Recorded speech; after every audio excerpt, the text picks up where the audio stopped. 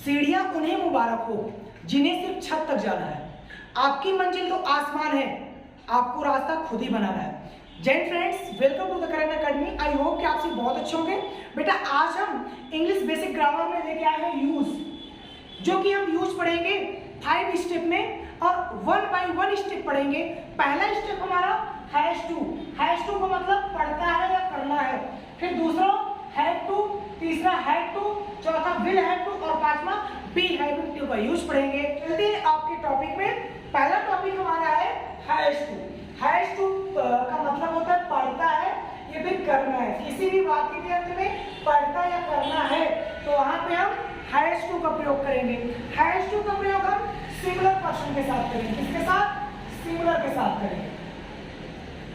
एक वचन जैसे ही, सी, इट या फिर किसी एक व्यक्ति का, इनके साथ हम हैज टू का प्रयोग करेंगे। हैड टू का मतलब होता है पढ़ता है या करना है। सेम ही इसका भी चीज होता है, लेकिन ये हम प्लूरल के साथ इसका प्रयोग करेंगे। जैसे आई, वी, यू, दे या फिर एक से अधिक व्यक्ति के लिए। ठीक है। फिर हैड टू, ये आप सभी जानते हो कि हमारा क्या आ गया यहाँ पे, पास्ट टेंस आ गया है ना। तो हैड टू का प्रयोग किसी वाक्य के अंत में पढ़ता था, पढ़ा, पढ़ा था, ना था अगर आए तो वहां पे हम हैड टू का प्रयोग करते हैं। ठीक है। अच्छा, अब इसका प्रयोग किसी के साथ भी कर सकते हो, चाहे वो ही हो या सी हो या फिर इट हो या फिर आई, वी, यू, दे, किसी एक व्यक्ति या एक से अधिक व्यक्ति, इन सभी के साथ आप सभी हैड टू का प्रयोग कर सकते हो। ठीक है। फिर आइए हम विल हैव टू का प्रयोग देख लेते हैं। तो विल हैव टू का प्रयोग भी हम किसी के साथ भी कर सकते हैं, लेकिन विल हैव टू का प्रयोग अगर प्लूरल होगा तभी हम विल हैव टू का प्रयोग करेंगे। अगर सिंगुलर होगा तो विल हैज टू का प्रयोग करेंगे। याद रखना बेटा, इसका प्रयोग भी दो तरीके से होगा। अगर सिंगुलर होगा तो हम विल हैज टू का प्रयोग करेंगे, और अगर प्लूरल होगा तो विल हैव टू का प्रयोग करेंगे। दोनों बातों को नोट कर लेना। ठीक है।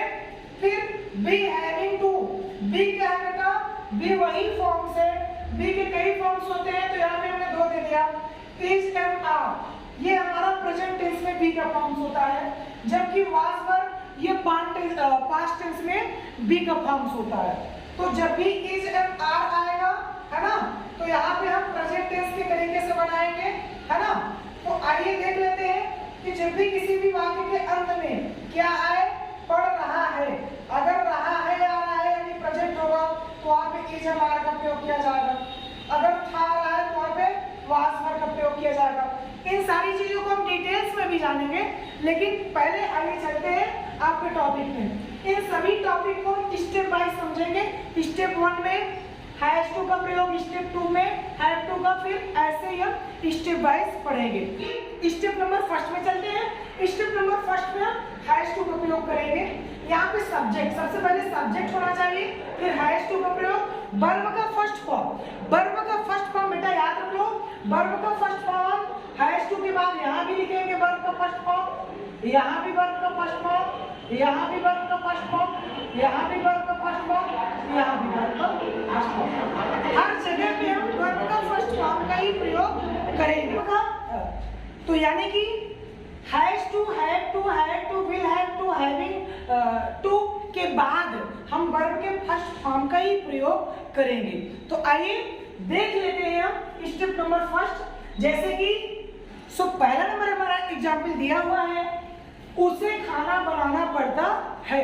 उसे खाना बनाना पड़ता है। अब उसे की बात किया जा रहा है, यानी कि यहाँ पे आप ही कर सकते हो, और ही का साथ किसका प्रयोग होगा? हैज टू का। हैज टू, ठीक है। साथ में बनाना पड़ता है तो ही हैज टू कुक। अब कुक में दोनों आ खाना बनाना कुक का मतलब ही होता है। ठीक है, अब बात किया जाए उसे खेलना पड़ता है। He has to play। फिर कहा जाए उसे नदी में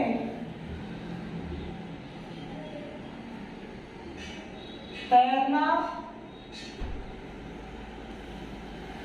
पड़ता है। तो इसमें भी क्या हो जाएगा, उसे की बात कर रहा है, यानी ही। ठीक है, इसके साथ हैज टू, फिर वर्ब का फर्स्ट फॉर्म स्विम है ना, फिर अदर ऑब्जेक्ट क्या है, इन द रिवर। तो इस प्रकार से हम बहुत ही आसानी तरीके से हैज टू का प्रयोग पढ़ सकते हैं। आप सभी डेली सेंटेंस के यूज में आप हैज टू का प्रयोग कर सकते हो। जैसे उसे खाना खाना पड़ता है, उसे खाना खाना पड़ता है, तो यहाँ पे क्या हो जाएगा, उसे खाना बनाना पड़ता है। अब उसे खाना खाना पड़ता है, he has to eat। उसे खाना खाना पड़ता है, he has to eat food। ठीक है, उसे पानी पीना पड़ता है, he has to drink water। उसे दूध पीना पड़ता है, he has to drink milk। उसे बुक पढ़ना पड़ता है, he has to read book। तो आप सभी इस प्रकार से has to का प्रयोग पढ़ सकते हो, has to का प्रयोग कर सकते हो। तो बेटा स्टेप नंबर सेकंड में हम चलेंगे। स्टेप नंबर सेकंड में भी वही होगा, सब्जेक्ट प्लस सब्जेक्ट के बाद हैज टू, फिर वर्ब का फर्स्ट फॉर्म, फिर ऑब्जेक्ट। तो आइए देख लेते हैं, जैसे मुझे खाना बनाना पड़ता है, मुझे खाना बनाना पड़ता है। अब मुझे की बात कर रहा है, तो यहाँ पे आई हो जाएगा, और आई के साथ सदैव हैव टू का प्रयोग होगा। हैव टू कुक, बस हो गया, सेंटेंस फिनिश। तुम्हें खाना बनाना पड़ता है, यू हैव टू कुक। हमें खाना बनाना पड़ता है, वी हैव टू कुक।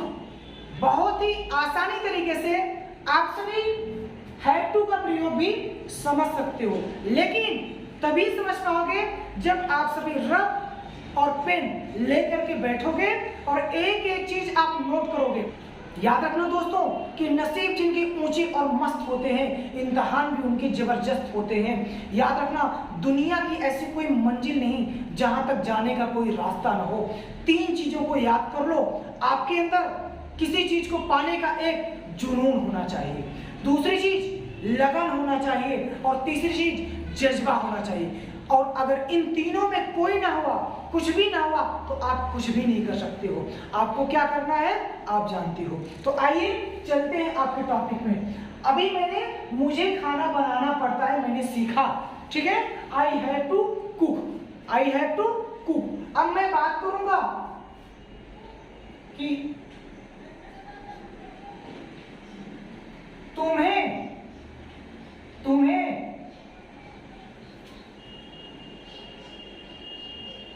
खेलना पड़ता है, तुम्हें खेलना पड़ता है, तो क्या हो जाएगा, you have to play. Simple सी चीज है, तुम्हें क्रिकेट खेलना पड़ता है, you have to play cricket. तुम्हें वॉलीबॉल खेलना पड़ता है, you have to play volleyball. आप बहुत ही आसान लैंग्वेज में ये भी चीज सीख सकते हो, चाहे सेंटेंस कितना बड़ा हो। अगर आपका रूल क्लियर हो गया, अगर आपका स्ट्रक्चर क्लियर हो गया, तो आप बड़ा से बड़ा सेंटेंस कर सकते हो। ठीक है, तो ऐसे ही एग्जाम्पल्स आप सभी बहुत ही आसानी तरीके से हैव टू का प्रयोग करके भी कर सकते हो। अब हम चलेंगे स्टेप नंबर 3 में। स्टेप नंबर 3 में हम हैड टू का प्रयोग पढ़ेंगे, जो कि बहुत ही इजी होने वाला है। आप सभी बने रहिएगा वीडियो में। अगर आप सभी को वीडियो अच्छा लगता है तो वीडियो को बेटा आप लाइक सब्सक्राइब और कमेंट करना नहीं भूलेगा, क्योंकि बेटा वीडियो बनाने में बहुत मेहनत लगता है, जिससे हम भी हताश हो जाते हैं। अगर वीडियो को लाइक नहीं होता, कमेंट नहीं होता, तो वीडियो डालने का मन नहीं करता। बहुत सारे बच्चे कमेंट कर रहे थे, मैसेज कर रहे थे कि सर वीडियो बनाइए नेक्स्ट यूजेज में, इंग्लिश बेसिक ग्रामर में, तो हम आपके पास वीडियो बना के लाए हैं। तो आइए चलते हैं टॉपिक नंबर 3 में। सो हमारा स्टेप नंबर 3 है बेटा। स्टेप नंबर 3 हैड टू का प्रयोग पढ़ेंगे। तो यहाँ पे देखो, सबसे पहले सब्जेक्ट के बाद हैड टू रख देंगे, और हैड टू रखने के बाद वर्ब का फर्स्ट फॉर्म, ऑब्जेक्ट, सेंटेंस हमारा फिनिश। आइए देख लेते हैं। मुझे खाना बनाना पड़ता था। अभी मैंने कहा है, पढ़ता है, पढ़ता, sorry, I am very sorry. अभी मैंने कहा है पढ़ता था, पढ़ा था, पढ़ा या फिर न था। अगर आता है तो वह वहां पर किसका प्रयोग हुआ? हैड टू का प्रयोग हुआ। अंत में था या फिर न था या फिर पढ़ा था आ जाए, तो आप फटाक से समझ जाओ कि यहाँ पे हैड का ही प्रयोग होगा। किसका प्रयोग हो? हैड का प्रयोग होगा। तो आइए देख लेते हैं। सब्जेक्ट मुझे है यानी आई के साथ हैड टू, और कुक, ये लो, कितना इजी सिंपल, कितना सिंपल ये हमारा वाक्य है। आई हैड टू कुक, मुझे खाना बनाना पड़ता था, मुझे खेलना पड़ता था। आई हैड टू प्ले, मुझे क्रिकेट खेलना पड़ता था। I had to play cricket. मुझे जाना पड़ा, है ना, ऐसे आप लिख सकते हो, मुझे जाना पड़ा, बना दो। आई हैड टू गो, मुझे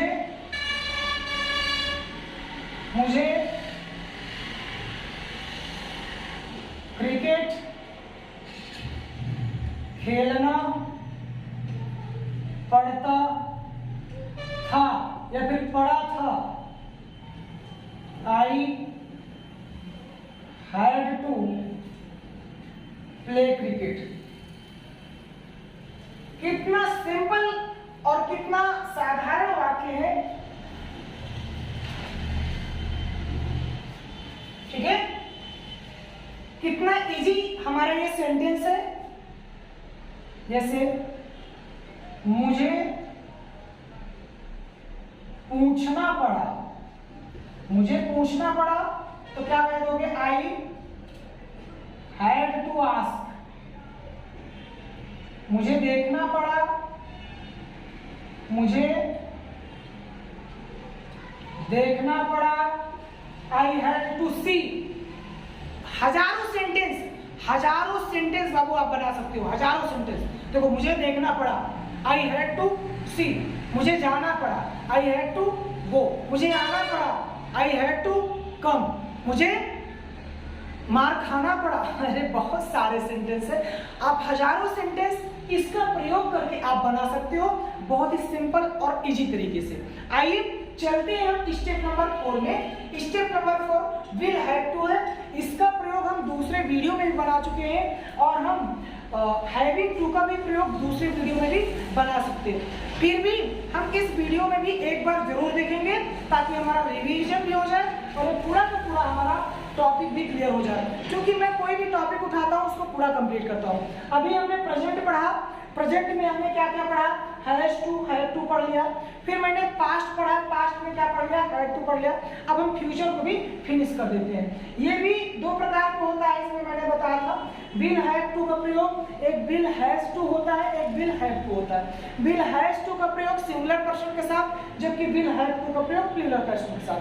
तो आइए चलते हैं आपके टॉपिक नंबर 4। फ्रेंड्स, हम स्टेप नंबर 4 समझ लेते हैं। स्टेप नंबर 4 में भी सब्जेक्ट होगा will has to, will have to, दोनों चीज को साथ में पढ़ रहे हैं। विल हैज का प्रयोग कहाँ होगा? देख लो यहाँ पे, has, will has to singular के साथ, और विल हैव टू प्लूरल के साथ। याद रखना, ठीक है? विल हैज टू का प्रयोग सिंगुलर के साथ, विल हैव टू का प्रयोग प्लूरल के साथ। वाक्य के अंत में ना पड़ेगा, मुझे खाना बनाना पड़ेगा। तो बेटा एग्जाम्पल हमारा फर्स्ट है, मुझे खाना बनाना पड़ेगा। पड़ेगा आया ना, बनाना पड़ेगा, मुझे खाना बनाना पड़ेगा, यानी आई और आई के साथ सदैव किसका प्रयोग होता है, हैज टू का प्रयोग होता है। क्योंकि सिंगुलर पर्सन किसे कहते हैं, ही सी इट, या फिर किसी का नाम यही तो होता है ना। तो यहाँ पे आई के साथ हैव टू का प्रयोग होगा। तो I will have to cook, ठीक है, उसे खाना बनाना पड़ेगा, उसे खाना बनाना पड़ेगा। उसे की बात कर रहे हैं बाबू यहाँ पे, यानी इसी का प्रयोग कर सकते हो। तो ही विल, ही आ रहा है यानी हैज टू का प्रयोग किया जाएगा, हैज टू कुक। बहुत ही सिंपल सेंटेंस है, उसे घर जाना पड़ेगा। अब यहां के लिए क्या कर सकते हो, he will has to go, ठीक है, he will has to go।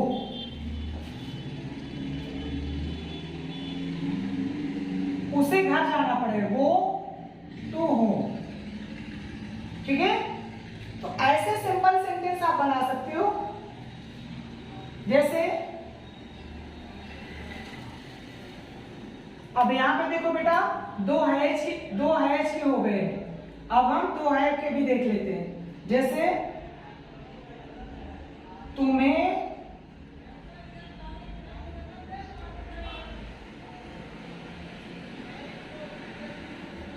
इम्तिहान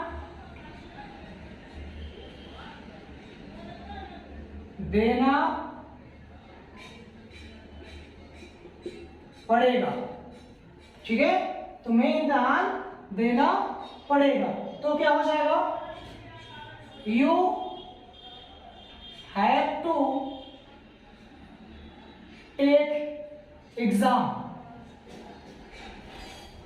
बाबू आप सभी इस तरीके से बहुत ही आसान तरीके से आपको हैज टू और हैव टू का भी यूज समझ में आ गया होगा। ये हमारे दो सेंटेंस जो है हैज टू के हैं और ये हमारे हैव टू के सेंटेंस है। ये have to will have to का सेंटेंस है ये, और ये हमारे हैज टू के सेंटेंस है। दोनों सेंटेंसेस आपको समझ में आ गया होगा।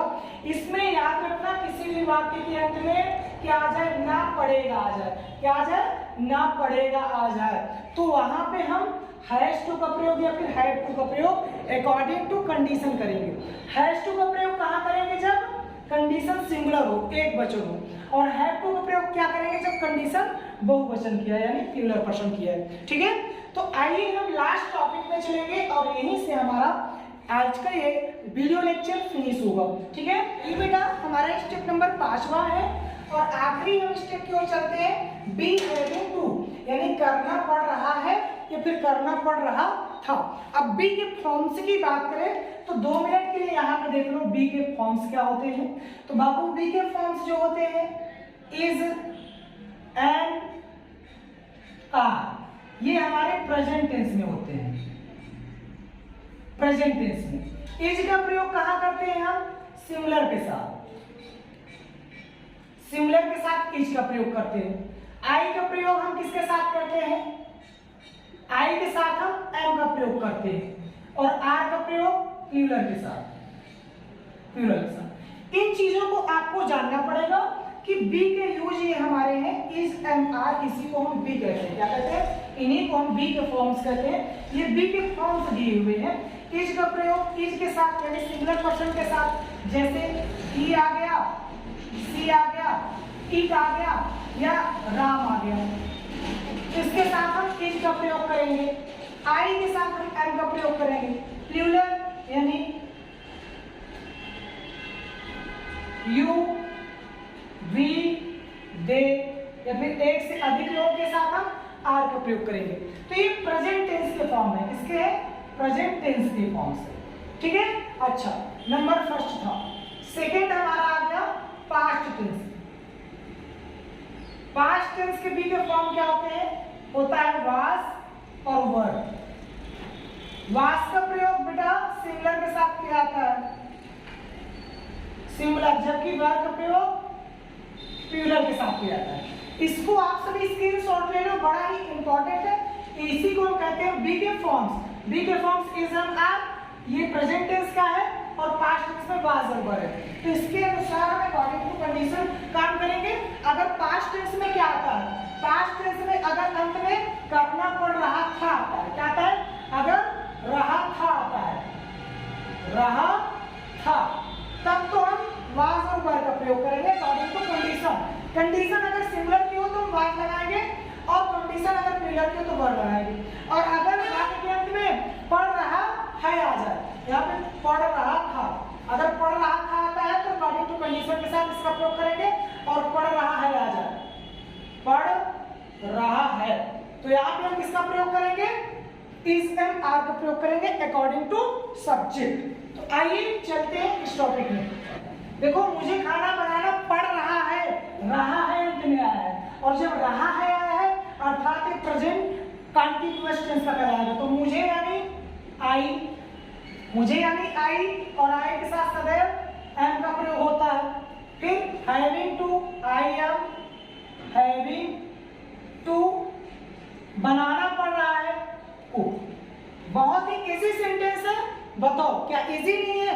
बहुत ही इजी है। अब जैसे यहीं पे कहेंगे मुझे खाना खाना पड़ रहा है, तो I am having to eat food, I am having to eat food. जैसे कह दिया जाए कि मुझे क्रिकेट खेलना पड़ रहा है, तो I am having to play cricket. बहुत ही आसान तरीके से आप बना सकते हो। तो ये आपका हो गया।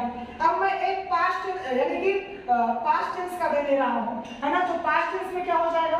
जैसे था, अब यहाँ पे था आ गया। देखो बेटा, यहाँ पे रहा है आया है, यहाँ पे था आ गया है, तो था के साथ यहाँ भी आई का प्रयोग किया गया है। किसका प्रयोग किया गया? आई का प्रयोग किया गया है। और सदैव जो हमारा सिंगुलर और प्लूरल होता है, तो सिंगुलर और प्लूरल के साथ हम वाज और वर का प्रयोग करते हैं। तो यहाँ पे सिंगुलर देखिए पढ़ रहा था, ये हमारा क्या है? ये हमारा एक प्लूरल है। क्या है? प्लूरल है। तो प्लूरल के साथ हम क्या करेंगे? वाज और वर का प्रयोग करेंगे। तो यहाँ पे आई के साथ किसका प्रयोग होगा? वर का, आई वर। फिर having to cook, very simple है ना। उसे खाना बनाना पड़ रहा था, उसे खाना बनाना पड़ रहा था। यहां पे क्या कर सकते हो आप? He was having to cook। So very simple तरीके से आई होप कि आप सभी को ये चीज बहुत ही अच्छी तरह से समझ में आ गया होगा। एक बार आप सभी देख लो क्या कुछ बचा तो नहीं है। बचा है, जैसे यहाँ पे मैंने आई का प्रयोग किया है और आई के साथ एम का प्रयोग होता है। इज का प्रयोग करना हो तो तब हम क्या करेंगे? इज का प्रयोग क्या होता? जैसे उसे खाना बनाना पड़ रहा है, अगर कह दिया जाए उसे खाना बनाना पड़ रहा है, उसे खाना बनाना पड़ रहा है, तो यहां पे किसका प्रयोग हो जाता? यहां पे प्रयोग हो जाता he is having to cook। तो ये वेरी सिंपल तरीके से आप सभी को ये इसका प्रयोग भी समझ में आ होगा। अगर यहाँ पे आपको तुम्हें खाना बनाना पड़ रहा है तो you are having to cook. तो आई होप कि आप सभी को यह वीडियो बहुत ही अच्छा लगा होगा। अगर आप सभी को वीडियो अच्छा लगा तो वीडियो को लाइक, सब्सक्राइब और कमेंट करना नहीं भूलेगा। आज के लिए इतना ही, हम मिलेंगे नेक्स्ट वीडियो पे। जय हिंद, जय भारत।